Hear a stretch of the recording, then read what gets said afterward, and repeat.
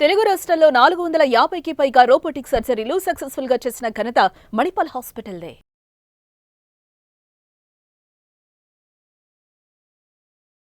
నా పేరు doctor CL Venkatrao.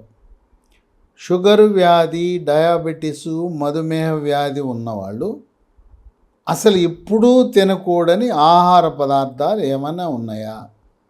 10 ఉన్నాయి. ఈ 10 ఎట్టి పరిస్థితుల్లో కూడా వాటి జోలికి వెళ్ళద్దు. ఆహార నియమాలు పాటిస్తే, బరువు తగ్గితే, యోగా, ప్రాణాయామము, ధ్యానము, వ్యాయామం చేస్తే, మీ నాలుకని నియంత్రిస్తే షుగర్ వ్యాధికి ట్యాబ్లెట్లు కానీ ఇన్సులిన్ కానీ వాడవలసిన అవసరము లేదు.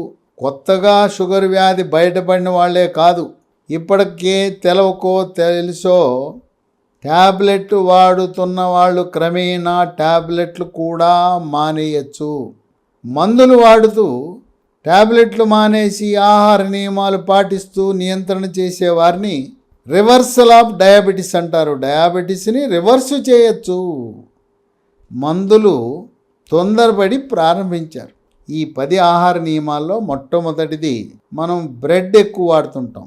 దాంట్లో తెల్లటి బ్రెడ్, వైట్ బ్రెడ్ లోపల కొన్ని పండ్ల ముక్కలు, ఫ్రూట్ బెడ్ అని ఉంటుంది. అసలు తెల్లగా ఉండే బ్రెడ్ జోలికి వెళ్ళద్దు. మరి బ్రౌన్ బ్రెడ్ తినచ్చా? కొంతలో కొంత బ్రౌన్ బ్రెడ్ మెరిగే. అసలు మీరు బ్రెడ్ తినాలంటే చిరుధాన్యాలతో చేసిన మల్టీగ్రెయిన్ మిల్లెట్తో చేసిన బ్రెడ్ చాలా ఆరోగ్యకరం, అది వాడాలి. ఇదే కాకుండా మైదాతో చేసిన ఏ వస్తువులు వాడకూడదు. మైదాతో చేసిన బేకరీ వస్తువులైన బిస్కెట్లు, కుకీలు, పాస్తాలు, కేకులు, సమోసాలు, కర్రీ పఫ్లు, అలాగే మనం ఇంట్లో కానీ బయట కానీ హోటల్లో, రెస్టారెంట్లో కానీ మైదాతో చేసిన పూరీలొద్దు, మైదాతో చేసిన పరోటాలొద్దు, మైదాతో చేసిన పుల్కాలు కానీ రొట్టెలు కానీ వద్దు. మైదాని మనం అసలు ఇంట్లోకి రానివ్వకూడదు. ఇక 2, మనం వాడే బియ్యం, తెల్లటి బియ్యము వాడకూడదు. షుగర్ ఉంటే తెల్లటి బియ్యం పనికిరాదు.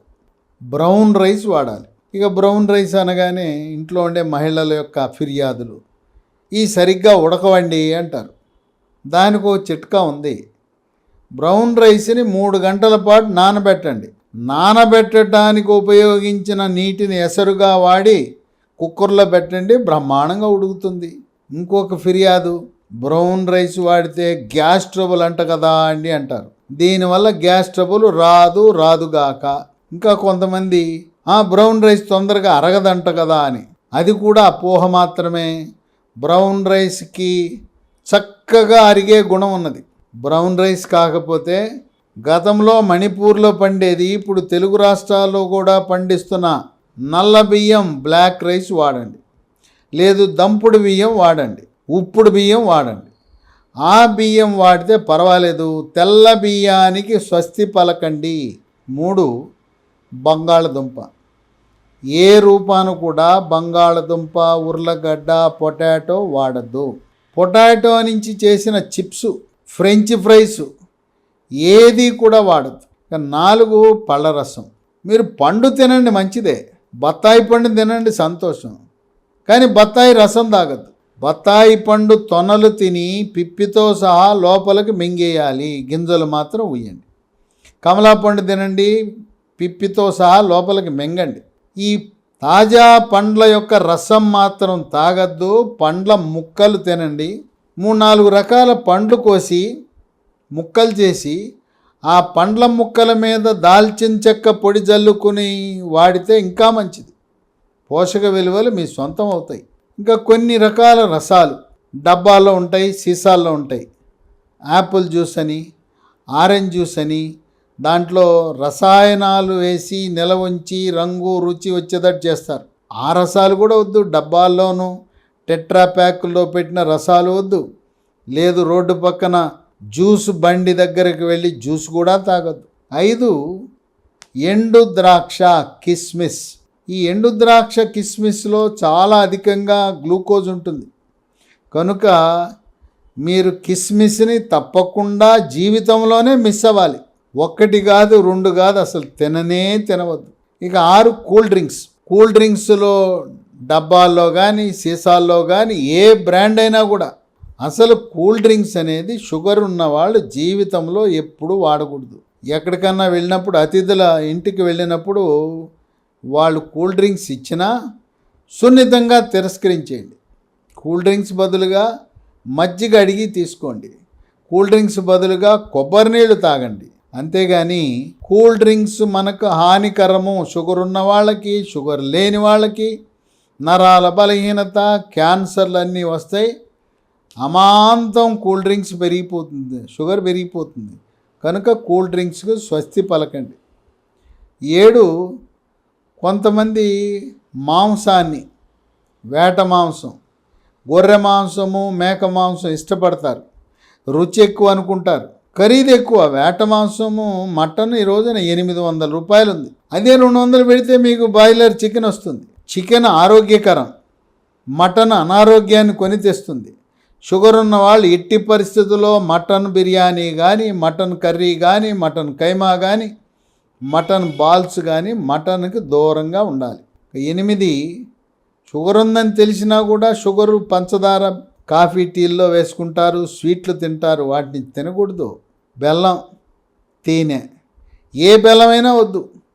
అది చెరుకు బెల్లమా, తాటి బెల్లమా, దేంట్లో అయినా కూడా గ్లూకోజ్ ఉంటుంది. ఇక 9 మనకు సూపర్ మార్కెట్లో టిన్నుల్లో పెట్టి ముందే రెడీమేడ్గా చేసిన ప్రాసెస్డ్ ఫుడ్స్, టిన్నుడ్ ఫుడ్స్ ఉంటాయి.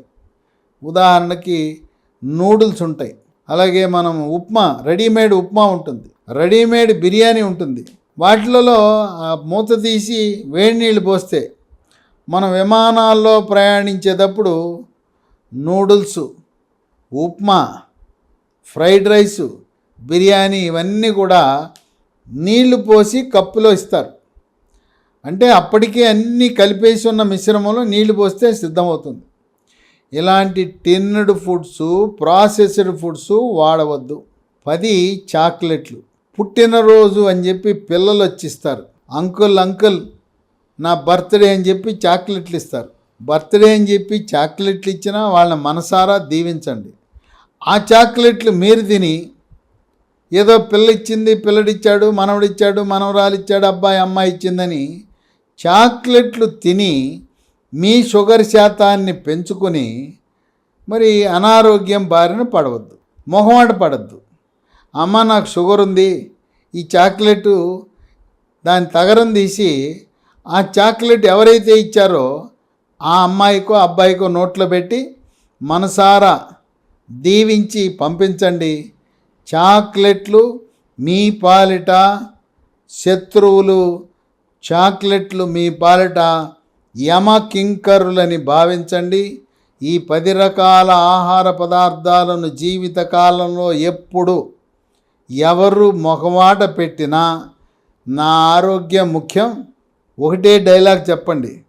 నన్ను ఆరోగ్యంగా ఉండాలనుకుంటున్నావా, నేను బతికుండాలనుకుంటున్నావా, నన్ను చంపాలనుకుంటున్నావా, నన్ను స్వర్గలోకానికి పంపాలనుకుంటున్నావా, నా హితం కోరేవాడైతే ఈ ఆహారాలు నాకు వద్దు.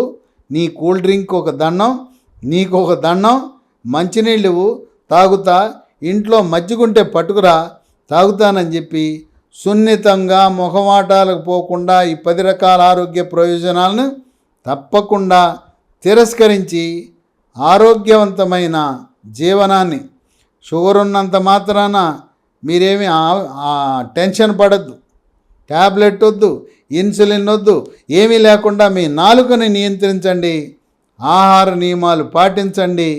షుగర్ని మనం జయించవచ్చు.